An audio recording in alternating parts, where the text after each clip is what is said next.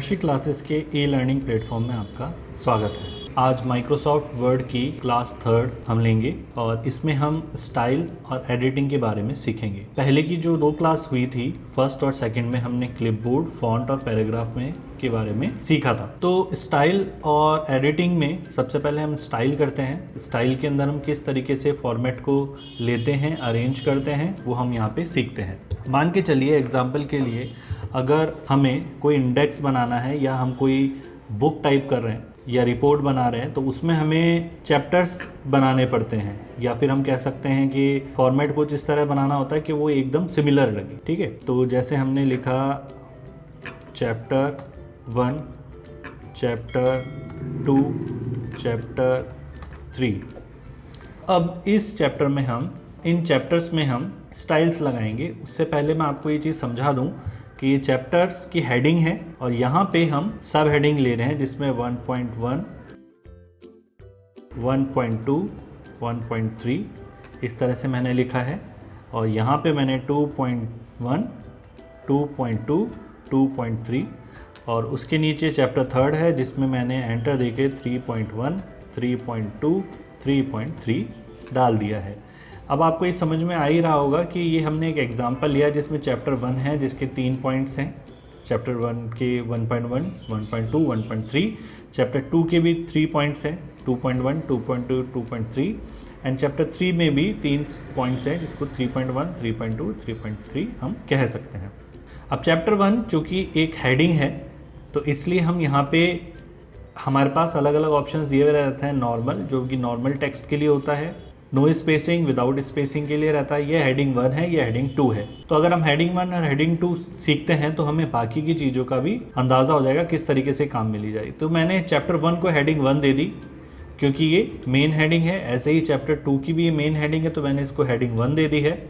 ऐसे ही चैप्टर 3 भी main heading है, तो इसको मैंने हेडिंग 1 दे दिया है। अब ये हेडिंग 1 हमने चैप्टर 1, चैप्टर 2, चैप्टर 3 में दे के हम यहाँ पे इनमें हेडिंग 2 देंगे। एक साथ सेलेक्ट इसलिए कर रहा हूँ क्योंकि यहाँ बीच में कुछ नहीं है। अगर आप चाहें तो अलग अलग भी इनको सेलेक्ट कर सकते हैं। 1.1, 1.2, 1.3 हमने सेलेक्ट कर रहे हैं और सेलेक्ट करने के बाद हेडिंग 2 मैंने सभी को दे दी है। हेडिंग 1 में नहीं दे रहा हूँ, हेडिंग 2 दे रहा हूँ। तो इस तरीके से मैंने इनको हेडिंग 2 दे दी है और हेडिंग 2 देने के बाद माउस के लेफ्ट क्लिक से इस तरह से सेलेक्ट कर रहा हूँ। माउस का राइट क्लिक यहाँ काम नहीं आएगा, माउस का लेफ्ट क्लिक ही काम में आ रहा है। और आप चाहते हैं कि हेडिंग 3 भी दें, तो इस तरीके से मैं यहाँ पे हेडिंग 3 भी दे सकता हूँ। जैसे कई बार होता है कि 1.1.1 भी होता है एंड नेक्स्ट 1.1.2 भी होता है। ठीक है, तो इस तरीके से मैं यहाँ पे हेडिंग 3 भी दे सकता हूँ। ठीक है, तो ये हेडिंग हो गई, सब हेडिंग एंड सब हेडिंग। ओके, ऐसे ही आप खुद भी आगे प्रैक्टिस के लिए बना सकते हैं। तो इस तरह से हेडिंग देने से फ़ायदा ये होगा कि यहाँ पे जो फॉर्मेटिंग है वो इक्वल दिखेगी आपकी। जो फॉर्मेटिंग यहाँ पे डली हुई है चैप्टर 1 की, वो ऑटोमेटिक फॉर्मेटिंग यहाँ पे हम काम में ले सकते हैं। हम इनको चेंज भी करना सीखेंगे, लेकिन ये आगे हमारे डिज़ाइन के पार्ट में रहेगा, थीम्स में, तो हम इनको वहाँ पे चेंज करना भी सीखेंगे। अभी हमने ये किस तरह से लगती हैं हेडिंग्स वो बताया है।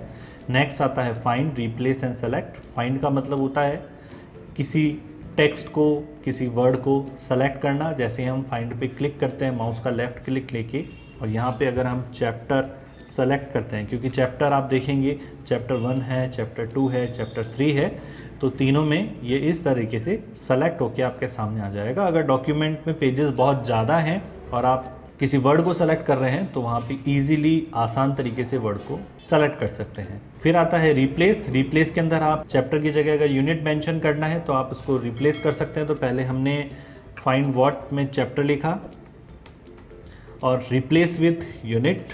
तो यहाँ पे अगर आप चाहते हैं एक एक करके रिप्लेस हो, तो रिप्लेस 1 बाय 1 कर सकते हैं, और एक साथ रिप्लेस करना है आपको तो एक साथ सभी को रिप्लेस कर सकते हैं। तो 3 जगह चैप्टर लिखा है, इस तरीके से यहाँ आ गया all done, we made 3 replacement. तो जहाँ चैप्टर था, चैप्टर 1, चैप्टर 2, चैप्टर 3 की जगह यूनिट 1, यूनिट 2, यूनिट 3 आ गया है। तो ये रिप्लेस का ऑप्शन है। फिर आता है सेलेक्ट। सेलेक्ट के अंदर हम ऑब्जेक्ट सेलेक्ट करते हैं, सेलेक्ट ऑल पे क्लिक करके ये पूरा डॉक्यूमेंट सेलेक्ट हो सकता है। तो इस तरीके से यहाँ पे हमने होम टैब कंप्लीट करी, जो कि आपके सीखने के लिए बहुत ज़रूरी है। महर्षि क्लासेस के ई लर्निंग प्लेटफॉर्म के माइक्रोसॉफ्ट वर्ड टॉपिक में ये 3rd क्लास थी, जिसमें हमने स्टाइल और एडिटिंग कंप्लीट करके होम टैब को कंप्लीट किया है। अगर इससे पहले की वीडियो आपको देखने हैं तो आप देख सकते हैं, लिंक हम डिस्क्रिप्शन में मेंशन कर देंगे। धन्यवाद।